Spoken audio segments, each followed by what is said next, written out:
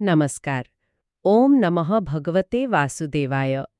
ଆଜି ଆମେ ପୁଣି ଥରେ ଶ୍ରୀମଦ୍ ଭଗବଦ୍ ଗୀତାର ଏକ ବହୁତ ଗୁରୁତ୍ୱପୂର୍ଣ୍ଣ ଶ୍ଲୋକ ଉପରେ ଗୋଟେ ଗଭୀର ଆଲୋଚନା କରିବା। ହଁ ଏଇଟା ହେଉଛି ଦ୍ୱିତୀୟ ଅଧ୍ୟାୟ, ମାନେ ସାଂଖ୍ୟ ଯୋଗର 53ତମ ଶ୍ଲୋକ। ହଁ ଏଇ ଅଧ୍ୟାୟରେ ତ ଭଗବାନ ଜ୍ଞାନର ମାର୍ଗ ଦେଖାଉଛନ୍ତି। ହଁ ଆତ୍ମଜ୍ଞାନର କଥା। ଆଉ ଏଇ ଶ୍ଲୋକଟା ଏଇଟା ବୁଝାଏ କେମିତି ସେ ଜ୍ଞାନ ଆମ ବୁଦ୍ଧିକୁ ପୁରା ସ୍ଥିର କରିଦିଏ। ହୁଁ ତ ଆମର ଆଜିର ଏଇ ବିଶ୍ଳେଷଣର ମୁଖ୍ୟ ଉଦ୍ଦେଶ୍ୟ ହେଲା ଏ ଶ୍ଲୋକର ଗଭୀରତା ଭିତରକୁ ଯିବା, ଏହାର ପ୍ରକୃତ ଅର୍ଥ ଆଉ ଆମ ଜୀବନ ପାଇଁ ଏଥିରେ କ'ଣ ଶିକ୍ଷା ଅଛି ତାକୁ ବୁଝିବା। ଏକଦମ।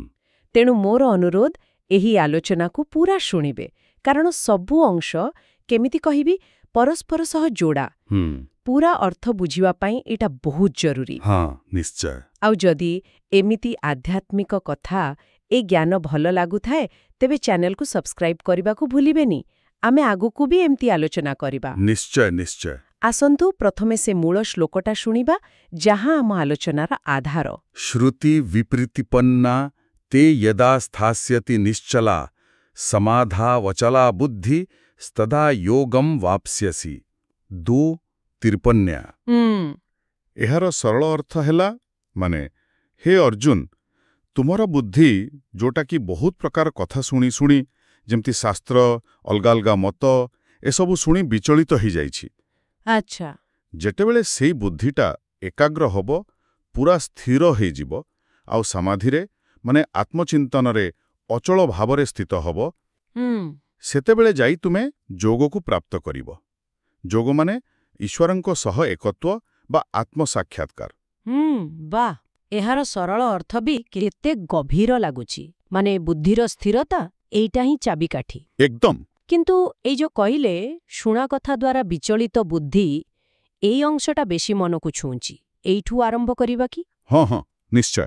ଆଉ ଏ ଶ୍ଲୋକଟା ଏହାର ଆଗ ଶ୍ଲୋକ ସାଙ୍ଗରେ କେମିତି ଯୋଡ଼ା? ହଁ, ଭଲ ପ୍ରଶ୍ନ। ଦେଖନ୍ତୁ, ଭଗବାନ କୃଷ୍ଣ ଠିକ୍ ପୂର୍ବ ଶ୍ଲୋକରେ, ମାନେ 2.52ରେ କହିଥିଲେ, ଯେତେବେଳେ ବୁଦ୍ଧି ମୋହ ରୂପକ କାଦୁଅକୁ ପାର କରିଯାଏ, ହଁ, ସେ ମୋହ କଳିଲମ୍। ହଁ, ସେତେବେଳେ ମଣିଷ ଶୁଣିବାକୁ ଥିବା ଆଉ ଶୁଣି ସାରିଥିବା ଭୋଗ ବିଷୟରୁ ବୈରାଗ୍ୟ ପାଏ। ମାନେ ମୋହରୁ ମୁକ୍ତିଟା ହେଲା ପ୍ରଥମ ପାହାଚ। ଆଚ୍ଛା, ପ୍ରଥମ ଷ୍ଟେପ୍। ହଁ, ଆଉ ଏଇ ଶ୍ଲୋକରେ 253 ସେ ତାପରେ ପରସ୍ତର କଥା କହୁଛନ୍ତି। ମୋହରୁ ମୁକୁଳିଲା ପରେ ବି ବୁଦ୍ଧି ତ ଅନେକ ଶାସ୍ତ୍ର କଥା, ଦାର୍ଶନିକ ବିଚାର, ଏମିତି ଲୋକଙ୍କ କଥା ଶୁଣି ଦ୍ୱନ୍ଦ୍ୱରେ ପଡ଼ିପାରେ। ହଁ, ସେଇଟା ତ ହୁଏ। ତେଣୁ କୃଷ୍ଣ କହୁଛନ୍ତି, ଯେତେବେଳେ ସେଇ ମୋହମୁକ୍ତ ବୁଦ୍ଧିଟା ଏଇ ବାହାର ପ୍ରଭାବରୁ ବି ପୁରା ମୁକ୍ତ ହେଇଯିବ, ନିଜ ଭିତରେ, ନିଜ ଆତ୍ମାରେ ପୁରା ସ୍ଥିର ଆଉ ଅଚଳ ହେଇଯିବ, ସେତେବେଳେ ଯାଇ ପ୍ରକୃତ ଯୋଗ ବା ସମାଧିର ଅବସ୍ଥା ଆସିବ। ବହୁତ ସ୍ପଷ୍ଟ କ୍ରମ ତ। ମାନେ ଆଗେ ମୋହରୁ ବାହାର, ତାପରେ ମନ ଭିତରେ ଯୋଉ ବିଚାରର ଖେଳ ଚାଲିଛି, ସେ ଦ୍ୱନ୍ଦ୍ୱରୁ ମୁକୁଳି ସ୍ଥିର ହୁଅ। ହଁ, ଏମିତି ଲାଗୁଛି ଯେମିତି ଆଗେ କାଦୁଅରୁ ବାହାରି ପଡ଼ିଲ, ତାପରେ ଦେହରେ ଯୋଉ ଟିକେ ମଇଳା ଲାଗିଛି, ସେଇଟାକୁ ସଫା କରି ଶାନ୍ତ ହୋଇ ବସିଲ। ଏକଦମ ସେଇଭଳି। ଏବେ ଆସନ୍ତୁ ସେଇ ଶ୍ରୁତି ବିପ୍ରତିପନ୍ନା ଏ ଶବ୍ଦଟା ଉପରେ ଟିକେ ବେଶୀ କଥା ହେବା। ଏହାର ପ୍ରକୃତ ଗଭୀରତା କ'ଣ? ନିଶ୍ଚୟ। ଶ୍ରୁତି ବିପ୍ରତିପନ୍ନା, ଏଇଟା ଗୋଟେ ବହୁତ ମହତ୍ୱପୂର୍ଣ୍ଣ ଶବ୍ଦ, ବିଶେଷ କରି ଦର୍ଶନରେ। ଏଠି ଶ୍ରୁତିର ଅର୍ଥ ଖାଲି ବେଦ ବା ଧର୍ମଗ୍ରନ୍ଥ ନୁହେଁ। ଆଚ୍ଛା। ହଁ, ଏହାର ବଡ଼ ଅର୍ଥ ହେଲା ଯାହା କିଛି ବି ଶୁଣାଯାଇଛି। ମାନେ ଏଥିରେ ବେଦ, ଶାସ୍ତ୍ର, ଗୁରୁଙ୍କ କଥା, ଦାର୍ଶନିକ ମତ, ସାମାଜିକ ବିଶ୍ୱାସ, ଏମିତିକି ଲୋକଙ୍କ ମୁହଁରୁ ଶୁଣା କଥା ବି ଆସିଯିବ। ଓ, ମାନେ ସବୁ ପ୍ରକାର ଶୁଣା କଥା। ହଁ, ଆଉ ବିପ୍ରତିପନ୍ନ, ଏହାର ଅର୍ଥ ହେଲା ବିରୋଧାଭାସରେ ପଡ଼ିଥିବା, ଦ୍ୱନ୍ଦ୍ୱରେ ପଡ଼ିଥିବା, ବ୍ୟାକୁଳ ବା ବିଚଳିତ।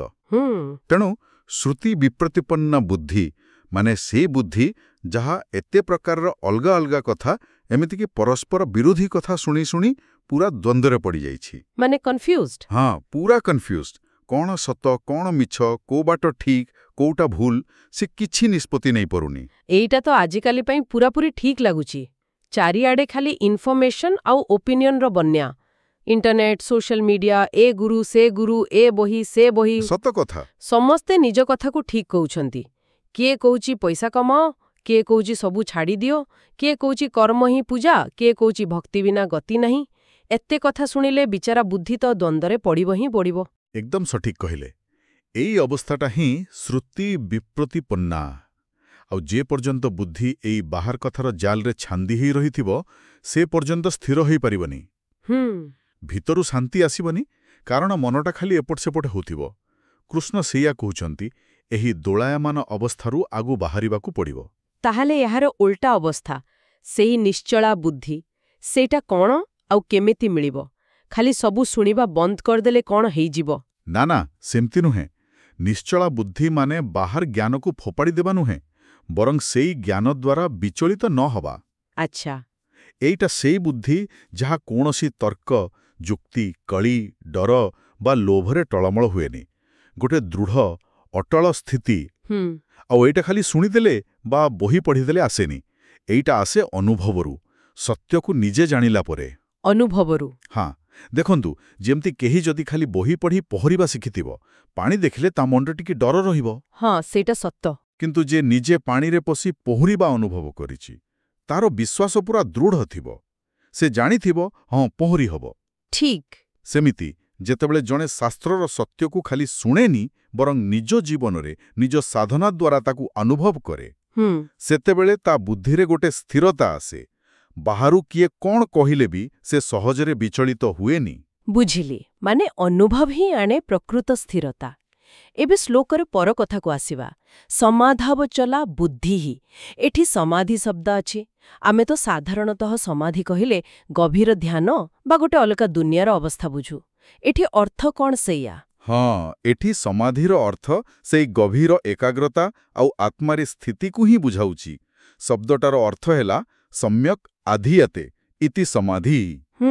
ମାନେ ଯେଉଁଠି ମନ ଆଉ ବୁଦ୍ଧି ପୂରାପୂରି ଏକାଗ୍ର ହୋଇ ପରମ ସତ୍ୟରେ ବା ଆତ୍ମାରେ ସ୍ଥିର ହୋଇଯାଏ। ଗୀତାରେ ସମାଧି କେବଳ ଆଖି ବନ୍ଦ କରି ବସିବା କାମ ନୁହେଁ, ଏଇଟା ଚେତନାର ଗୋଟେ ଅବସ୍ଥା। ଆଚ୍ଛା। ଯେତେବେଳେ ସେହି ଶ୍ରୁତି ବିପ୍ରତିପନ୍ନା ବୁଦ୍ଧି ନିଶ୍ଚଳ ହେଇଯାଏ, ସେତେବେଳେ ତାହା ସହଜରେ ସମାଧିରେ, ମାନେ ଆତ୍ମଚିନ୍ତନରେ ସ୍ଥିର ରହିପାରେ। ଆଉ ସେଇ ସମାଧିରେ ବୁଦ୍ଧି ଅଚଳା ହେଇଯାଏ। ଅଚଳା ମାନେ ପୁରା ଅବିଚଳିତ, ପାହାଡ଼ ପରି ଦୃଢ଼। କୌଣସି ବାହାର ପରିସ୍ଥିତି, କୌଣସି ଭାବନା, କୌଣସି ସୁଖ ଦୁଃଖ ତାକୁ ଆଉ ଟଳେଇ ପାରେନି। ଏଇ ଅବସ୍ଥାରେ ମଣିଷ ମୁଁ କରୁଛି, ଏଇଟା ମୋର, ଏଇ ଭାବରୁ ବାହାରିଯାଏ। ସେ ନିଜକୁ ଆତ୍ମା ରୂପରେ ଅନୁଭବ କରେ। ତାହେଲେ ବୁଝା ପଡ଼ୁଛି, ନିଶ୍ଚଳା ହେଲା ସ୍ଥିରତାର ଆରମ୍ଭ, ଆଉ ଅଚଳା ହେଲା ସେହି ସ୍ଥିରତାର ପୂର୍ଣ୍ଣତା, ଯୋଉଟା ସମାଧିରେ ମିଳେ। ଏକଦମ। ଆଉ ଏଇ ଅଚଳା ବୁଦ୍ଧି ହିଁ ସେଇ ଶ୍ରୁତି ବିପ୍ରତିପନ୍ନର ପୁରା ଉଲ୍ଟା। ଏମିତି ଅବସ୍ଥା ଯୋଉଠି ବାହାରର କୌଣସି ଶବ୍ଦ ଭିତରର ଶାନ୍ତିକୁ ଭାଙ୍ଗି ପାରିବନି। ବିଲକୁଲ। ଭଗବାନ ଏଇ ଶ୍ଲୋକ ଦ୍ୱାରା ଅର୍ଜୁନଙ୍କୁ ଆଉ ଆମ ସମସ୍ତଙ୍କୁ ଗୋଟେ ସିଧା ରାସ୍ତା ଦେଖାଉଛନ୍ତି। ସେ କହୁଛନ୍ତି, ଦେଖ, ଚାରିଆଡ଼େ ବହୁତ ମତ, ବହୁତ ରାସ୍ତା ଅଛି। କିଏ କହୁଛି ଭାଗ୍ୟ ବଡ଼, କିଏ କହୁଛି କର୍ମ ବଡ଼, କିଏ କହୁଛି ସଂସାର ଛାଡ଼, କିଏ କହୁଛି ସଂସାରରେ ରହି କାମ କର। ଏସବୁ ଶୁଣି ବୁଦ୍ଧି ଦ୍ୱନ୍ଦ୍ୱରେ ପଡ଼ିବା ସ୍ୱାଭାବିକ। ଅର୍ଜୁନ ନିଜେ ସେମିତି ଅବସ୍ଥାରେ ଥିଲେ। ଯୁଦ୍ଧ କରିବା ତାଙ୍କର କ୍ଷତ୍ରିୟ ଧର୍ମ, ହେଲେ ଆର ପଟେ ନିଜ ଲୋକଙ୍କ ପାଇଁ ମମତା। ସେଇ ଦ୍ୱନ୍ଦ୍ୱ। ତାଙ୍କ ବୁଦ୍ଧି ଶ୍ରୁତି ବି ପ୍ରତିପନ୍ନା ହୋଇଯାଇଥିଲା। ଧର୍ମର ଶ୍ରୁତି କର୍ତ୍ତବ୍ୟ କର, ଆଉ ମମତାର ଶ୍ରୁତି ନିଜ ଲୋକଙ୍କୁ ମାରନି, ଭିତରେ ସେ ପେଶି ହେଉଥିଲେ। ଆଚ୍ଛା। କୃଷ୍ଣ କହୁଛନ୍ତି, ଯେତେବେଳେ ତୁମେ ମୁଁ ଦେଇଥିବା ଆତ୍ମଜ୍ଞାନ ଆଉ କର୍ମଯୋଗର କଥାକୁ ଠିକ୍ ଭାବେ ବୁଝିବ, ଅନୁଭବ କରିବ, ସେତେବେଳେ ତୁମ ବୁଦ୍ଧି ଏସବୁ ଦ୍ୱନ୍ଦ୍ୱରୁ ମୁକ୍ତ ହୋଇ ସ୍ଥିର ଆଉ ଅଚଳ ହୋଇଯିବ। ସେତେବେଳେ ତୁମେ ହେବ ପ୍ରକୃତ ଯୋଗୀ। ଏହା ଶୁଣି ଅର୍ଜୁନଙ୍କୁ ନିଶ୍ଚୟ ବହୁତ ଆଶ୍ୱସ୍ତି ମିଳିଥିବ। ତାଙ୍କ ମନର ସବୁ ଦ୍ୱନ୍ଦ୍ୱର ସମାଧାନ ଯେମିତି ଏଇ ଗୋଟିଏ ଶ୍ଲୋକରେ ଅଛି। ହଁ, ନିଶ୍ଚୟ। କିନ୍ତୁ ଏଠି ଯୋଗ ଶବ୍ଦକୁ ନେଇ ଆଉ ଗୋଟେ କଥା ମନକୁ ଆସୁଛି। ଗୀତାରେ ତ ଯୋଗର ବହୁତ ଅର୍ଥ ଦିଆଯାଇଛି। ଯେମିତି 2.48ରେ କହିଲେ, ସମତ୍ୱମ୍ ଯୋଗା ଉଚ୍ୟତେ, ସମତା ଭାବ ହିଁ ଯୋଗ। ତେବେ ଏ ଶ୍ଲୋକରେ 2.53 ଯୋଉ ଯୋଗ କଥା କୁହାଯାଇଛି, ସେଇଟା କ'ଣ ସେଇ ସମତ୍ୱ ଯୋଗ ନା ଆଉ କିଛି? ନା, ଏଇଟା ସେଇ ସମତ୍ୱ ଯୋଗର ହିଁ ପରିଣତି, କହିପାରିବା ସର୍ବୋଚ୍ଚ ଅବସ୍ଥା। ଦେଖନ୍ତୁ, ଯେତେବେଳେ ଜଣେ ସିଦ୍ଧି ଅସିଦ୍ଧି, ସୁଖ ଦୁଃଖରେ ସମାନ ରହିବାକୁ ଚେଷ୍ଟା କରେ, ସମତ୍ୱ ଯୋଗ। ଅଭ୍ୟାସ କରେ। ହଁ, ଅଭ୍ୟାସ କରେ, ଧୀରେ ଧୀରେ ତା ବୁଦ୍ଧି ସ୍ଥିର ହେବାକୁ ଲାଗେ। ଆଉ ଯେତେବେଳେ ଏଇ ସ୍ଥିରତା ପୁରା ହୋଇଯାଏ, ଯେତେବେଳେ ବୁଦ୍ଧି ସମାଧିରେ ଅଚଳ ହୋଇଯାଏ, ଆଚ୍ଛା। ସେତେବେଳେ ସେ ପ୍ରକୃତ ଯୋଗକୁ ମାନେ ଆତ୍ମା ପରମାତ୍ମାଙ୍କ ଏକତ୍ୱକୁ ଅନୁଭବ କରେ। ତେଣୁ ଏହି ଶ୍ଲୋକରେ କୁହାଯାଇଥିବା ଯୋଗ ଏଇଟା କୌଣସି ଶାରୀରିକ ବ୍ୟାୟାମ ନୁହେଁ କି ଖାଲି ଧ୍ୟାନ କରିବାର କୌଶଳ ନୁହେଁ। ଏଇଟା ହେଲା ଚେତନାର ଗୋଟେ ଅବସ୍ଥା। ଚେତନାର ଅବସ୍ଥା। ହଁ, ଗୋଟେ ବିବେକପୂର୍ଣ୍ଣ ଅଟଳ ଶାନ୍ତିର ଅବସ୍ଥା। ଏହି ଅବସ୍ଥାରେ ମନ ଅତୀତର ଦୁଃଖ କି ଭବିଷ୍ୟତର ଚିନ୍ତାରେ ବ୍ୟସ୍ତ ନ ରହି ବର୍ତ୍ତମାନ ମୁହୂର୍ତ୍ତରେ ଆତ୍ମାର ଅନୁଭବରେ ସ୍ଥିତ ରୁହେ। ଏହା ତ ପ୍ରକୃତରେ ଯୋଗର ଏକ ବହୁତ ସୁନ୍ଦର ଆଉ ବ୍ୟାପକ ଅର୍ଥ। ଖାଲି ମାନସିକ ଶାନ୍ତି ନୁହେଁ, ଗୋଟେ ଗଭୀର ଆଧ୍ୟାତ୍ମିକ ସ୍ଥିତି। ଏକଦମ। ଏବେ ଆସନ୍ତୁ ଏହାର ଆଜିକାଲିକାର ପ୍ରାସଙ୍ଗିକତା ବିଷୟରେ କଥା ହେବା। ଆମେ କହୁଥିଲେ ଯେ ଆଜିର ଯୁଗ ହେଲା ଶ୍ରୁତି ବିପ୍ରତିପନ୍ନ ଯୁଗ। ଏମିତି ସମୟରେ ଏହି ଶ୍ଲୋକର ଶିକ୍ଷାକୁ ନିଜ ଜୀବନରେ କେମିତି ଲଗାଇ ହେବ? ସେଇ ନିଶ୍ଚଳ ବୁଦ୍ଧି ଆଡ଼କୁ ଯିବାର ବାଟ କ'ଣ? ହଁ, ଏଇଟା ବହୁତ ଗୁରୁତ୍ୱପୂର୍ଣ୍ଣ ପ୍ରଶ୍ନ ପଚାରିଲେ।